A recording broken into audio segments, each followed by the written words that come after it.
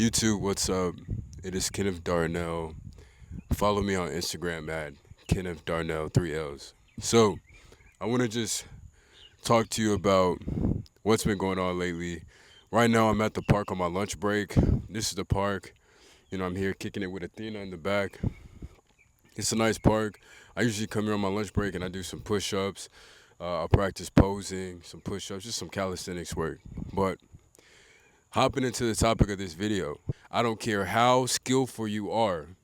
I don't care if you're a beginner, you're advanced. What all of us have in common in setting goals is the consistent work it takes to get where we want to be.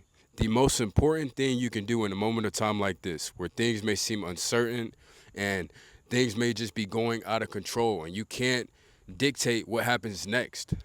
The most important thing you can do, and I want you to listen to me good.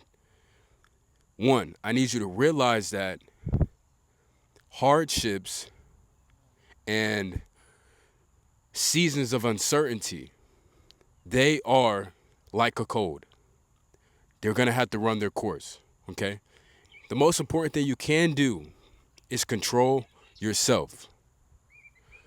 So, what that looks like is this. Let's say you just broke up with your girlfriend. You can't control who she moves on to next, brother. You might as well charge her to the game. And now what you need to do is you need to look forward. You need to sit down. I'm not saying forget about her because it's going to be hard, especially if you loved her. But what you need to do now is look forward. There's a verse from my favorite song, one of my favorite songs from Earl Sweatshirt. He says something like, and I didn't look back when I broke soul, because every time I did, it would hurt more. So you need to sit down and get clear on what it is you want right now, because what is done, and what you can't control, you simply cannot control it. Write out a plan that has a system built around it, and every day you must work. Every day you must do what is required to get to that goal. Now, the topic of this video is motivation is not going to do it. If you're relying on motivation, you will never be consistent. And I'm speaking from personal experience. So right now, my goal is to get in the best shape of my life. I feel like that is what God has called me to do. I don't know why, but God is saying you need to get in the best shape of your life. And this is requiring a level of discipline that 99% of people will never even think to assert on themselves. With that said, I know that every day I have to work hard. I have to be consistent with tracking my meals. I have to hit my target. I have to get my protein in. I've been doing that. But again, in my life, I've had a history of allowing things to affect my emotions. And what I would do is, because I may not be happy at my job, because I want more out of life, but I feel stuck, I use food to cope. So this is my test.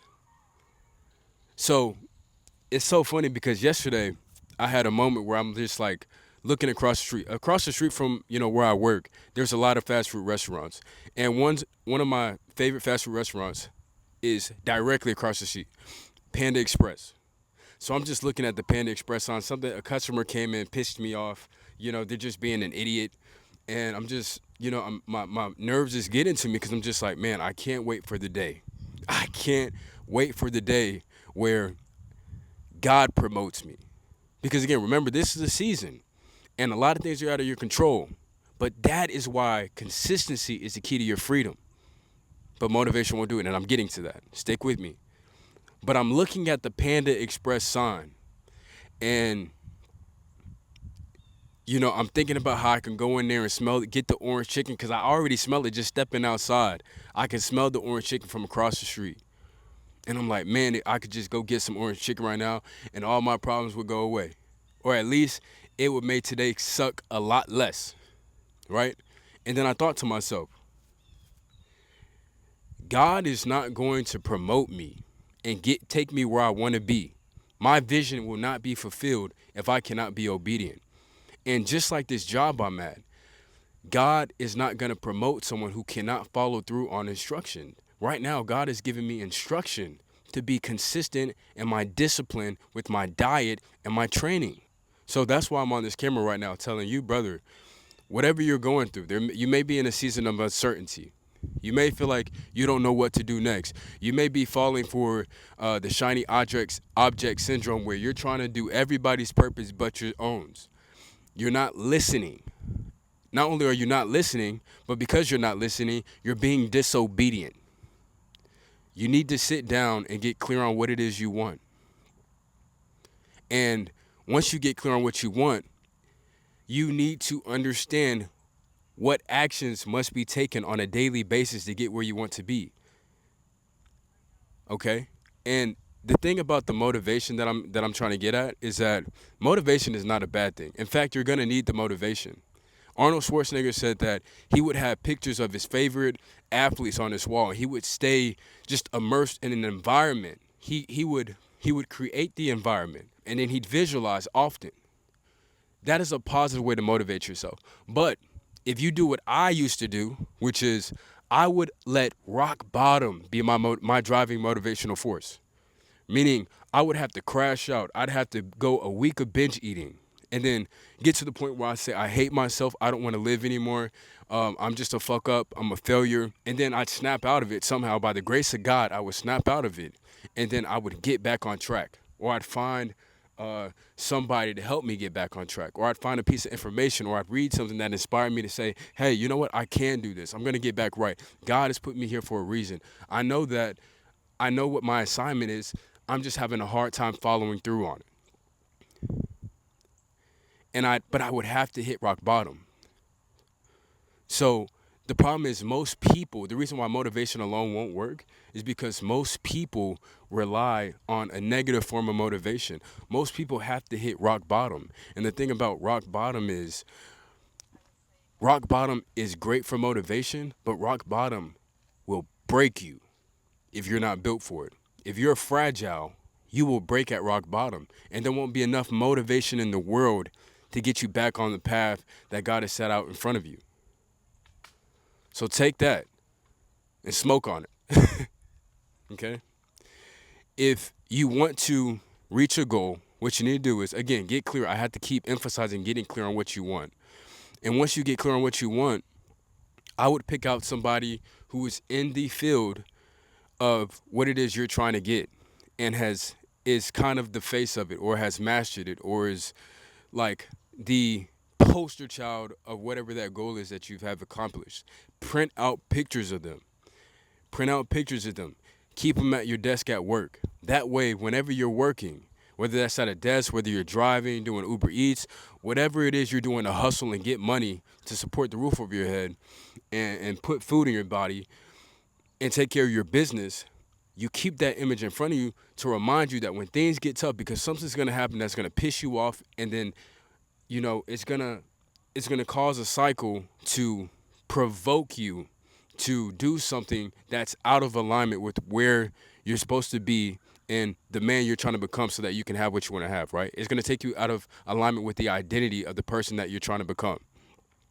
And it's so funny I say that. Now, I'm about to get off topic here, but the funny thing is, when I was writing out my thoughts on this video, something I thought about is how the reason why most of us can't be consistent is because we become victims of the things we can't control.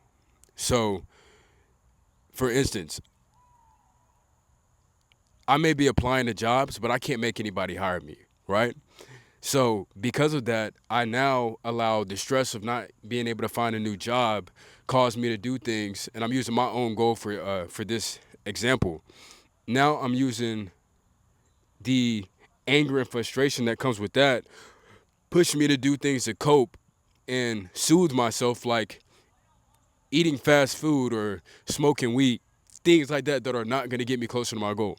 So a lot of people put themselves in a victim state by being abused by the things that they can't control, when all you have to do is control yourself, get clear on your goal, know what you have to do, and then do those things consistently and use positive motivation to get there. Because when you do that, what happens is, instead of waiting for the next bad thing to happen, right, and things to get worse and worse and worse, what happens is you now create what Neville Zealand in this book called Reality Transurfing. And in this book, Neville Zealand, or whatever his fucking name is, he coins this term called the wave of fortune. And when you start to control what you can't control, which is yourself, what you do is you create this opportunity for the wave of fortune to catch you instead of trying to catch the wave of fucking fortune. What's up, guys? But that's it, man. It's just like you have to control what you can't control. And when you do that, not only do you align yourself with your identity, but you create an opportunity for doors to open up for you, and you'll be ready. So I know all of that's going to tie together for you. I hope it lands. Like, comment, subscribe, join the channel so you can get daily inspiration. I'm telling you, brother, I'm on this journey with you. And we're doing the same thing. You're good, man. You're good. But yeah, that's the bit, guys.